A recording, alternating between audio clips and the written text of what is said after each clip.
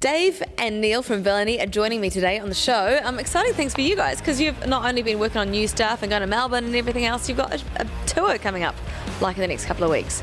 Yeah. Choice. We're hitting 6 cities, I think, in the next month and a bit. So we're going to Christchurch, Auckland, Wellington, New Plymouth, Palmerston North, and Masterton. We've never played before, so that'll be cool. It's been a while since you've toured as well, eh?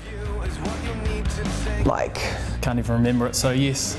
Yeah. No, we did a big day out in Homegrown this year, and then we did a really fun tour last year with Blacklist, but we haven't been out since then, so we've just been really busy doing new music. I see also that you've been looking online for bands to support you for the North Island part of the tour.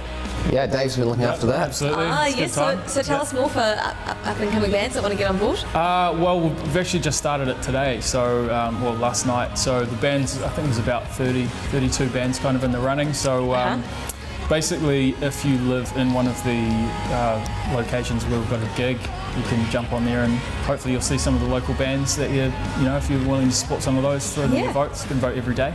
Cool, all right. So we're on your Facebook page? Or yep, you can find it on the Facebook page. Yeah, pretty straightforward. So we've got it plastered all over there. Oh, it's going to be one crazy rock and roll tour. Totally. Hey, so you have been over in Melbourne. What have you been doing there, can we ask? Making a new record. Yeah. So I got back at 1 a.m. this morning. So you'll be feeling fine and dandy, I'm feeling awesome. I had a beer, it's great. So I've just finished up most of the vocals, so we're on the home stretch, which is wicked. Cool. Tell me about this kind of, the direction for this album. Are you kind of going, right, we're going to go and do, expand on what you did with the first one, or veering off anywhere different, or what's the story? I think one of the cool things about the approach with this record is that we've done a lot of it. We've been creating with all of us in the same room, so it's going to be a really nice sounding album. But when we're recording and things, we've all been for a lot of it, we've all been playing in the same room, so you get that kind of vibe of being able to work off each other in the same room. Bit more energy, and rather than just layering everything up, which is so common these days. It was an awesome kind of approach for us this time, and I think maybe the first time that was a good approach because we were a younger band, but this time we were able to kind of work off each other a bit better. And you've probably been you played a hell of a lot more shows in that time as well, so yeah. I think we'd played like 3 shows when we did the first Really? record, so. Oh my god, that's amazing. Yeah, we're a different band. Right, okay.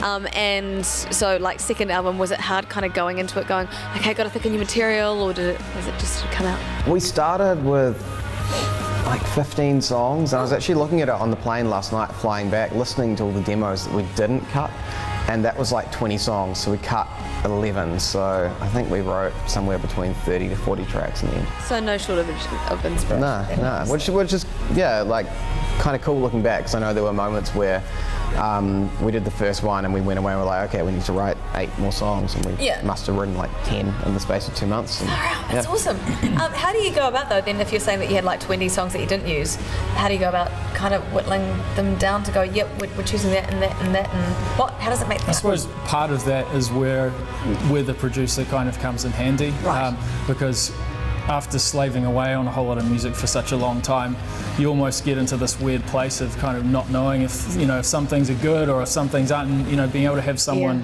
who you trust, who is external to the band, come in and say, that's awesome, or cut that, and just work through things really quickly. And that's, I suppose that's what the pre-production phase of creating the album's all about. So and so this time round you're doing the Ammunition tour, so that's the single from your last album. Yep, so that's the last song we put on. That's cool. So at least you've written the album for a little while, Yeah, well, like way longer than we expected to, but these things happen, and I think people are still kind of discovering it, which is cool. Yeah, like we've had a lot of songs on the radio, but people come up to us at shows and are like, oh, I didn't know you played that song. Oh, wicked. Yeah, so I think, every time we go out, we meet new people, and it's just kind of hammering it home. Okay, well, tell me about the song Ammunition. We're going to go and check it out shortly. But do you remember like the kind of space that you were in when you were writing the song, and the feelings that it evokes? It's a long time ago. I think it was one of the last songs we did for the record.